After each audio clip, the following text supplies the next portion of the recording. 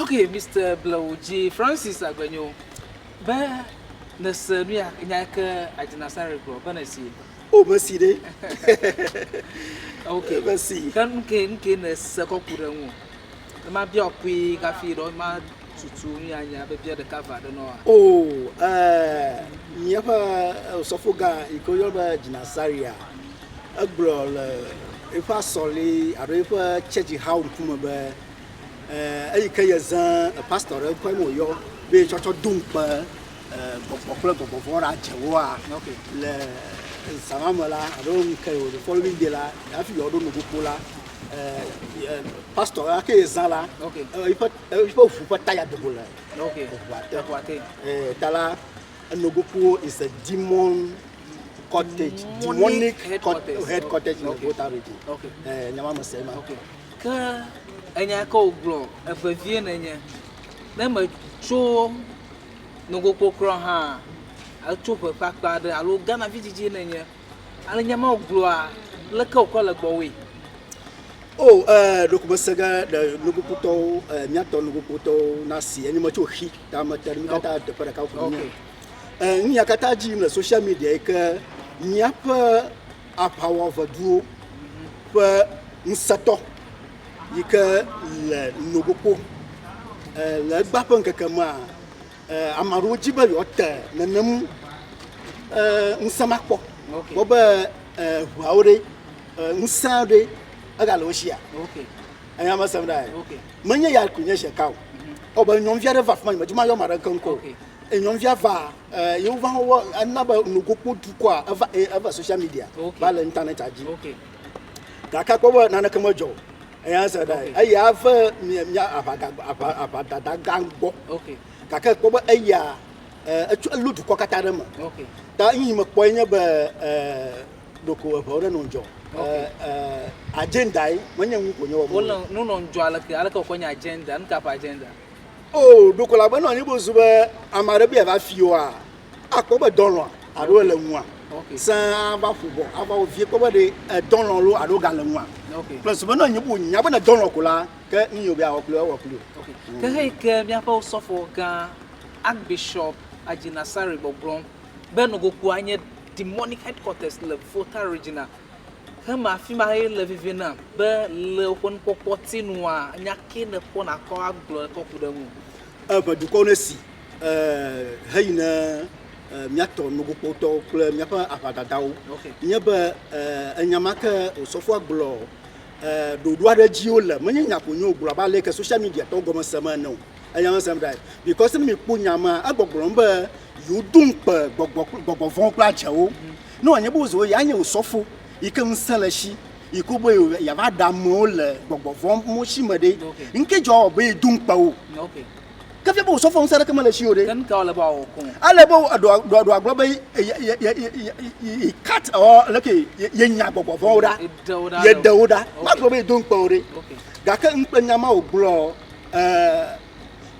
nyarate fola aya sada nyarate papa leke nyata mi ava otami me abanta do vawo Nogokpo to wa lo abadu kwakata wala adifuma wa lo ala do won close subari mata mo gbogbo mata de wo jijimba yo gbora po bo nsala mi ahia the cover abaka ogble ne makwa na kafra lo vodu akela fima ava wa fo play alo aleke ela bana gbogbo be wa ko be nsan le Volta to si han nsan le Volta to si han yima global bata ojuju bo yo po be de nsan de ala mi ahia abaka ojuo na makwa kwa ajeto kata ohoho gala fima bi kwa va oni ava akoba anyama global tire dogoa le Nogokpo ala it's a hidden to from play site I answer that because nya bromola because na afu amanya tare manya afu resha kata tate dobolete nke jo fi ozuba ya ipo afu re kana do Nogokpo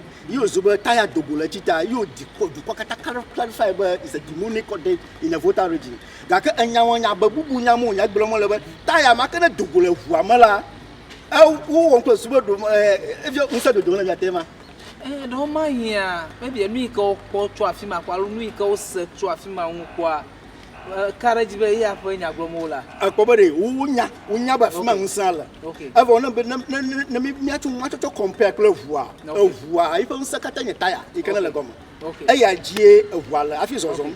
Tano nyibo zuba o sofu ba gbogbo be ero Nogokpo yo zuba tire ba dogolo vua ma anyamanya onya glomola. Anyamanya fima gomo nyema sese memo. Anyamanya be ola won be yo ado pe vua you are doing well. I do who close to super your cover who more share a catagitumba of powerless. Okay. And as I was in the mark of one son. I will but I need to do my glomala, you like glomala bonata, you like glomala bonata.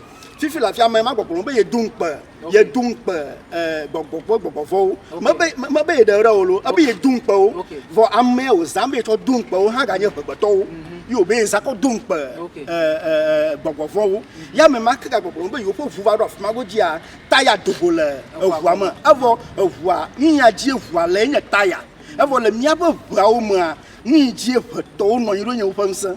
That is the most powerful this inside in the Volta region. That female military amemo of power na ni kamilaji.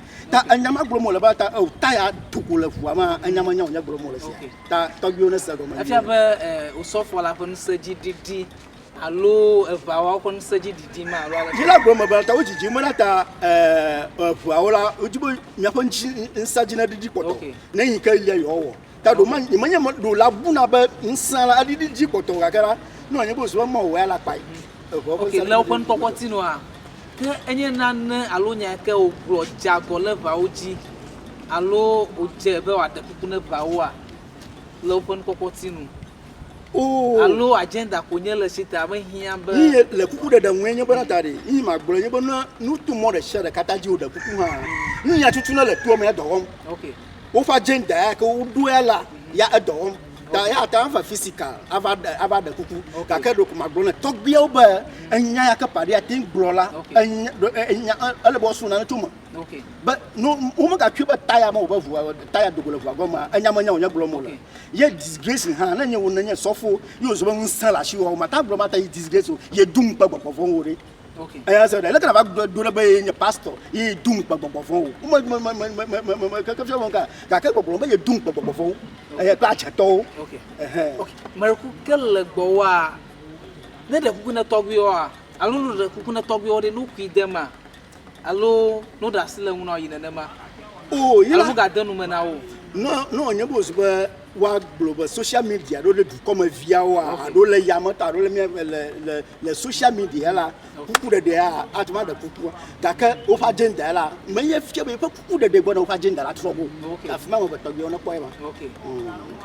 Ta ka be mi le jide ka on premier le Ewenyigba TV ja fie mi gala wona so ga do nya Agyinasare pe comment ya ka lo ipenya ka glo ko kude eva o alu Nogokpo ton be Nogokpo a enye ajeto pe fiase gan le Volta region alo vetukwa amugan toama epantinya gloma miele akaba me kala jide kan on miele Ewenyigba TV ji nkonyenye Christian adiabo azo ha togbi Lawji Francis agbanyu pon koima me sir ebe agenda ji ole gaka agenda ma ha adoma hia ke ayiyo yima avade afiagodo no nyebe togbi ha okokuku de fe ha ebe mi agba na mi akwe na gaka ni odo bia wo a godo a owoge ani odo bia wo ha amada kamanya yo maglio ta hama elema osi akana mi agba na mi ade no silins ebe English dictionary per mo alaba mi strong gba dodo ya kle yevu gba alo English gba